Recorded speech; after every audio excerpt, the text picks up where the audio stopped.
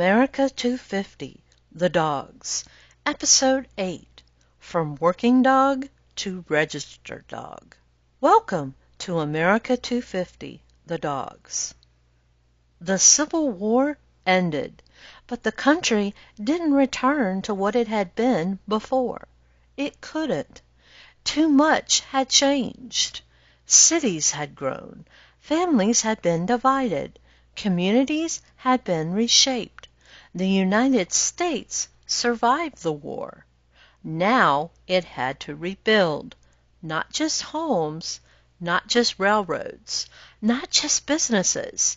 It had to rebuild its identity. And as Americans began that process, dogs remained exactly where they had always been, beside them. Not in the chaos this time, but in the rebuilding. When the war ended, life didn't reset. It restarted, slowly, painfully, unevenly. In the South, cities and farms carried the scars of conflict. Infrastructure had been damaged. Economies had collapsed. Families struggled to rebuild lives interrupted by years of war. In the North, industry continued its rapid growth. Railroads expanded. Factories multiplied. Cities grew larger. The nation was healing, but it wasn't healing evenly. Yet throughout the country, ordinary routines began to return. Fields were planted again. Businesses reopened. Communities reformed. And dogs returned to familiar roles, guarding property, watching livestock, hunting when necessary, following families through the long process of rebuilding. They weren't symbols of Reconstruction. They weren't political statements. They were something more important. They were familiar, steady, reliable. After years of uncertainty, that steadiness mattered. Life wasn't necessarily easier, but it was becoming structured again, and dogs fit naturally into that structure. Close to the home, close to the work, close to the people who depended on them. The relationship between people and dogs did not need to be rebuilt. It had survived the war intact. As the nation rebuilt, it also transformed. Railroads spread across the continent. Places that had once felt isolated became connected. A trip that once required weeks could now be measured in days.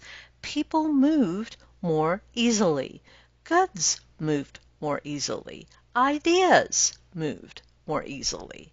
And dogs moved too.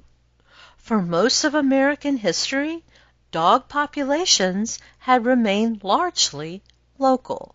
A family acquired a dog from a neighbor. A farmer traded for one nearby. Bloodlines developed within limited geographic areas. The railroad changed that.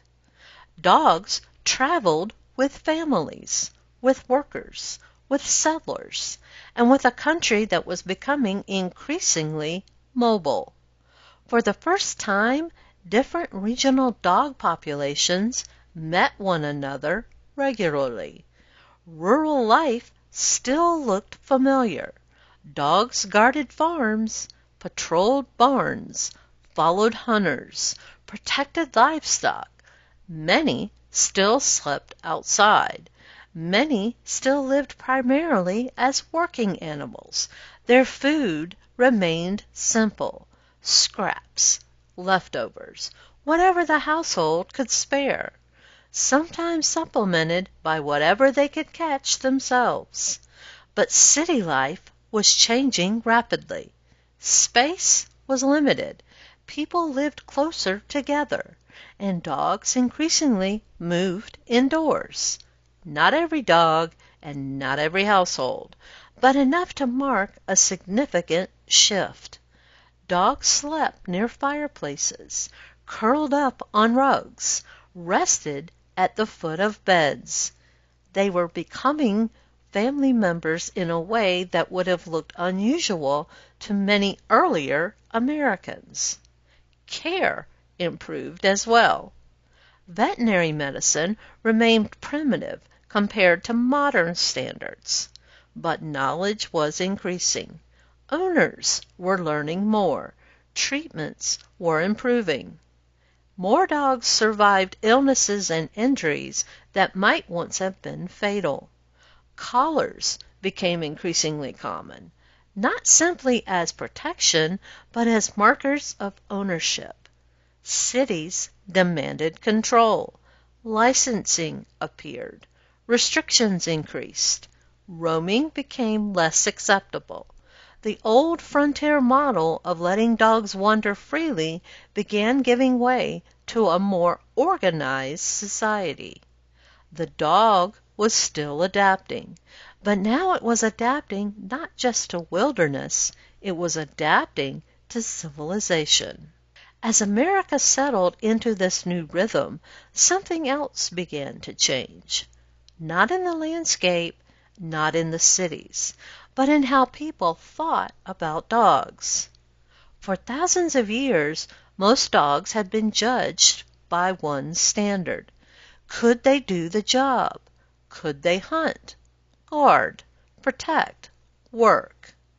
Practical ability mattered more than appearance. But stability creates opportunity, and opportunity creates choice. For the first time, many Americans had the luxury of asking a different question. Not simply, what can this dog do, but what kind of dog is it? People began paying closer attention to traits: size, coat, temperament, behavior. Certain qualities were selected, repeated, preserved. Dogs that had once adapted naturally to their environment were increasingly being shaped intentionally by people. Then, in 1884, that shift became official. The American Kennel Club was formed. It wasn't created by a single individual. It emerged from kennel clubs and breed organizations seeking consistency. Dog shows were becoming popular, but there was a problem. No one agreed on the rules. No one agreed on the standards. No one agreed on what made a particular breed a particular breed. The AKC attempted to solve that problem. For the first time, there was a centralized registry, a formal record, a system designed to define dogs according to specific standards: hounds, sporting dogs, working dogs, terriers, companion dogs. Animals that people already knew and loved were now being organized into categories: measured, described, recorded: height, weight, coat, movement, temperament. Characteristics that had once been flexible became standardized, and from that effort emerged an idea that remains familiar today: the registered dog. A dog whose ancestry could be documented, whose traits could be predicted, whose identity existed not only in the memory of its owner, but in an official record. It is difficult to overstate how significant that change was. For most of human history, dogs had been known individually. Now they could be known collectively, as members of recognized breeds with documented histories. The modern world of purebred dogs began here. By the end of the 19th century, America looked very different from the nation that emerged from the Civil War. Railroads connected distant regions. Cities expanded. Industry accelerated. Communities became increasingly organized. And dogs changed alongside the people who kept them, no longer defined only by what they did, but increasingly by what they were, recorded, recognized, categorized, from the edge of the homestead to the center of the home, from anonymous working animal to documented breed, from survival to identity. And yet, for all the changes, something remained remarkably familiar: the relationship itself. The dog still adapted, still stayed close, still became whatever people needed it to be, because while the world changed dramatically around them, the bond between people and dogs endured. The 19th century was coming to a close. America was becoming modern, and dogs were becoming more visible than ever before. No longer simply present in daily life, but increasingly known by name, recorded, remembered, celebrated. And in our next episode, we'll step into that new world. A world where dogs begin moving from the background of history into the spotlight. Thank you for listening to America 250, The Dogs. Join me next time as we continue exploring the dogs that helped shape a growing nation. Because as America moved forward, it never left them behind.